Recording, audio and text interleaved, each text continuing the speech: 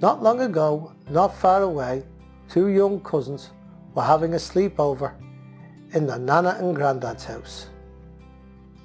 Now they liked to bounce on the bouncy bed, but they were a bit worried about going into the room because of the magic door. So they asked the Grandad if he would come up and watch them bounce on the bed. So Grandad says, of course. So they all went upstairs and the kids were having a good time bouncing on the bed. And after some time, Grandad said, "Oh, look at the time. I've got some errands to run. I'll go downstairs and tell Nana to come up and keep an eye on you." So he went out of the room and started to go down the stairs. No sooner had he gone out of sight and the boys were still bouncing on the bed when the door swung closed all by itself and went click. The two boys heard the click and stopped and looked at the door. It had turned all sparkly and had gone through all the colours of the rainbow, eventually finishing on a bright green. And Max said, "Shall we have a look outside and see what's there?" And Joel said, "Should we?" And they went, "Yes." So they opened the door and Max looked out. Out in front of him was a broad green area with old temple-like buildings all around. And down the far end of the green area there was a small pyramid. A pyramid now is a pointy building, but this wasn't a smooth one like you get in Egypt. This was one with steps like you get in Mexico. So the two boys stepped out, Max leading the way, and then as he turned to look around, he stopped and his mouth fell open. When they turned around, the door had gone all sparkly, changed colour and disappeared in a puff of smoke. Right behind where the door was, there was an enormous pyramid, the biggest thing they'd ever seen. This enormous stepped pyramid was right behind them. Then, from around the corner of one of the buildings, a group of people came, running, as if in an awful hurry. And they ran past the boys without even really noticing them. And then a young girl came running behind, trying to keep up. She noticed the boys, and she stopped. And the boys said, "What's going on?" And the girl said, "Some of my friends have gone into the temple through the secret door that nobody knows the entrance to anymore.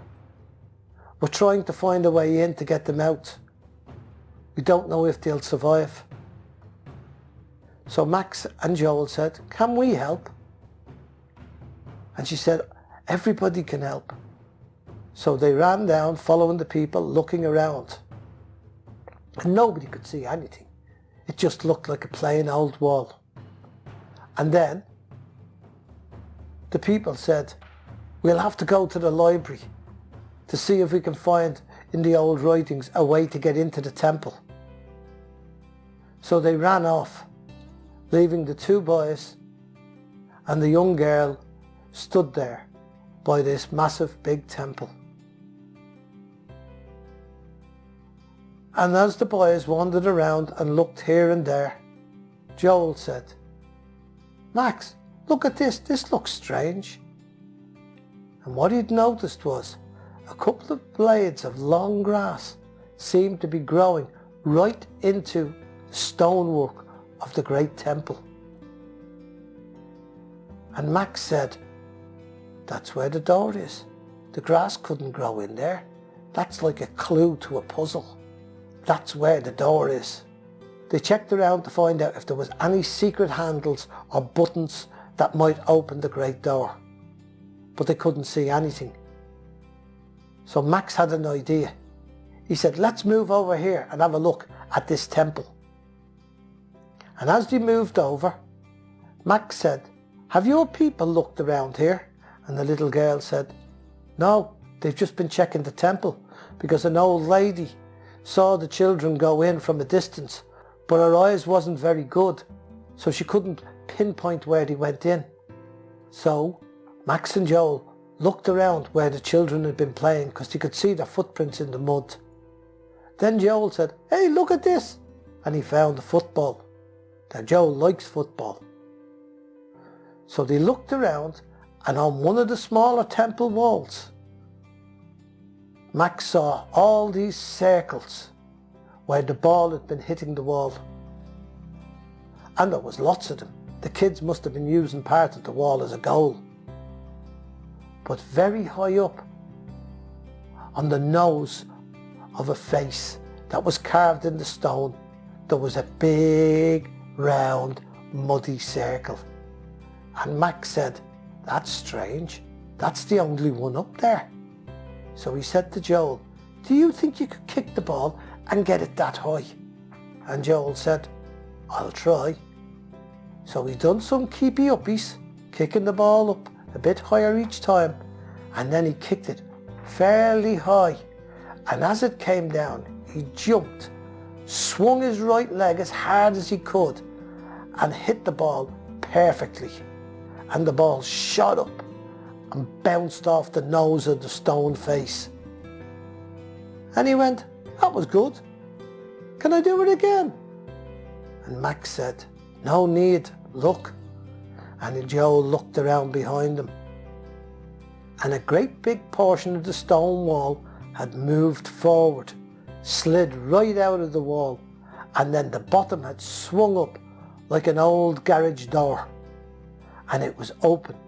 Inside was just a black chamber. They couldn't see very far because the sun was so bright outside.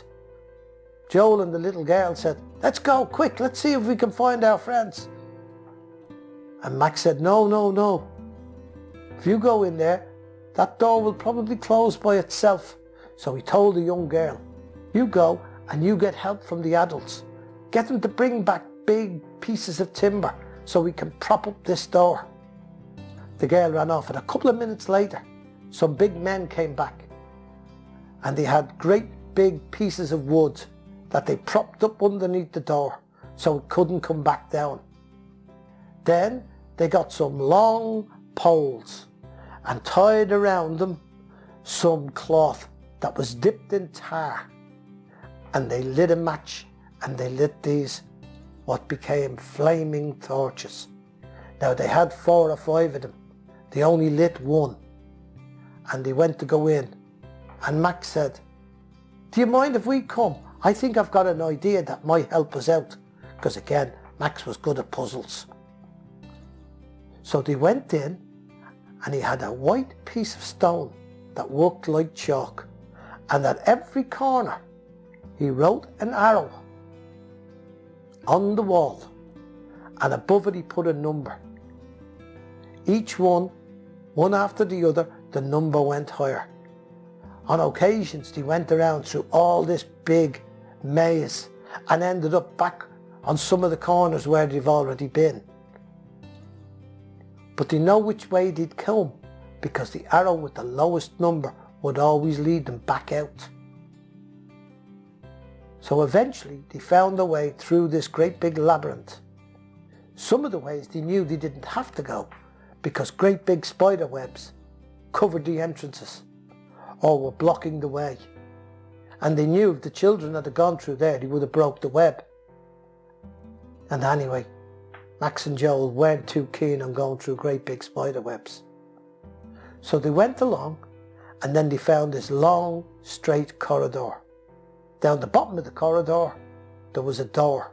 But this door was open, and it was hung flat against the ceiling, ready to swing down to block anybody from coming back the way they'd gone.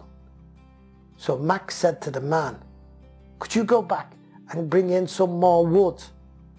So the man left them with a torch. Joel held it very high above his head so it wouldn't burn them. And the man lit another torch and ran out. A minute or two later he came back. Much quicker this time because he followed the arrows. When he got back, him and some other men that had come with him took some timber and propped up this door so it couldn't close. And then they moved forward. And just as they went a few feet beyond the door, the floor dropped by about half an inch.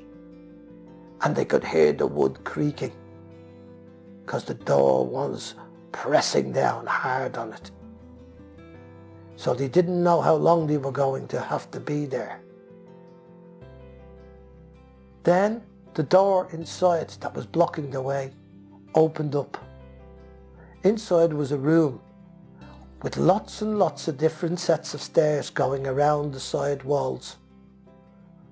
And sitting at the bottom of one set of steps was the 4 children that had gone in. They were sobbing and crying. When they saw the light coming through the door, they ran, and they told the men that they had tried to go up one of the flights of stairs. But luckily enough, they weren't very high, because as they stood on the step disappeared into the wall, and they almost fell down. So they came back down and sat at the bottom of the steps because they didn't know which set of steps was the right one. And they were afraid that they would fall a long way down if they went up. So they followed the people back out with Max and Joel all the way back out into the sunlight. And the people went, "Hooray! Hooray for Max and Joel! Superheroes!" And then they said, "We'll have a great big feast. There'll be lots and lots of food, lots of fruit and lots to drink." And all the people went off to prepare the big feast for finding the children. And Max and Joel were left again alone with a young girl that they met first. And she looked and her eyes opened wide. Because right behind Max and Joel, a pillar of smoke appeared, and it changed through all the colours of the rainbow. It gradually thickened out and became a door, a bright green door. So Joel went over and opened the door, and on the other side of the door was the bouncy bedroom. So the children said, "We're going to have to go. The door has come for us. Tell the people thank you for the offer for the great big party, but we won't be able to go." So the girl bent down, picked up the football and gave it to Joel and said, "Thank you. This will remind you of us." And Max said, "Maybe one day I'll come back. Maybe one day I'll go right through that pyramid and find the way all the way out to the other side." And the girl said, "Yes, maybe." He said, "It all depends on the doors. So let's see how it goes."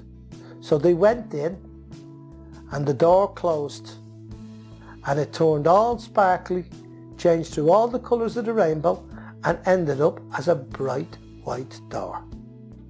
The usual door. And just as the boys were going to open it, the door opened. This time behind it was Nana. And she said, "Grandad asked me to come up. Are you okay? Look, there's dust and cobwebs. Have you been playing with silly string?" And they went, "No." "And what are you doing with that dirty old football in the bedroom?" And they said, "Oh, we found it." And she went, "Go out in the garden to play with the football." So the boys went down and played with the football in the garden, and they hid it in the greenhouse so they'd always have it there to remember. Now this is the end of the story. Have a good night. Press the like button if you like. Thank you.